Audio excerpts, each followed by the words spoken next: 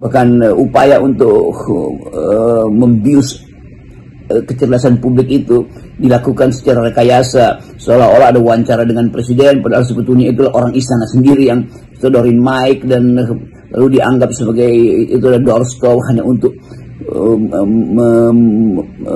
hanya untuk menyelimuti bagian-bagian yang lemah dari Presiden Jokowi.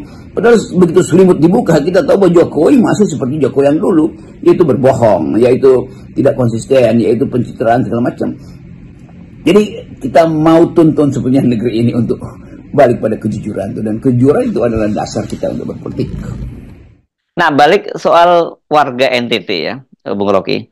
Ini Anda kan sering atau beberapa kali ya ke sana itu belusukan lah kalau menggunakan istilahnya Pak Jokowi gitu ya. Apa yang terjadi sesungguhnya di sana? Warga yang tadinya mengeluh-elukan Pak Jokowi, tapi sekarang mulai setidaknya ada elemen masyarakat kritis yang menolak kehadiran Jokowi di NTT.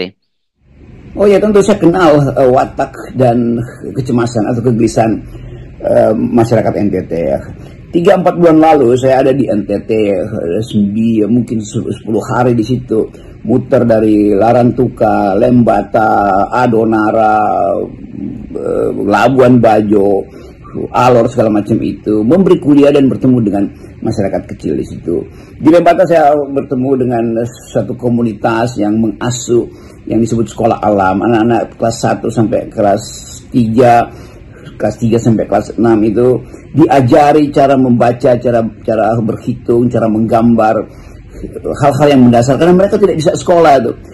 Saya volunteer di situ, jadi relawan untuk mengajar di Pantai Lembata itu, sambil melihat bagaimana kehidupan nelayan yang mulai tersingkir karena biaya untuk melaut itu makin lama makin tinggi.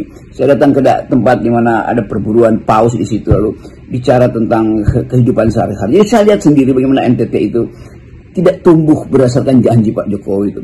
Jadi kemampuan kita untuk membaca itu, membaca NTT juga saya peroleh langsung dari pengalaman real saya mengajar sebagai guru tamu yang sukarelawan di situ, supaya anak-anak itu tidak tertinggal. Kendati pemerintah Jokowi menjanjikan sekolah tapi tidak ada aktivitas sekolah di beberapa daerah di NTT.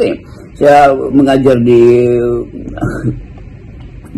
institut yang sangat bermutu itu di Ledalero itu, di Momere. Ketika semua dosen di situ mulai mengkritik Pak Jokowi, tapi dengan metodologi yang kuat tuh.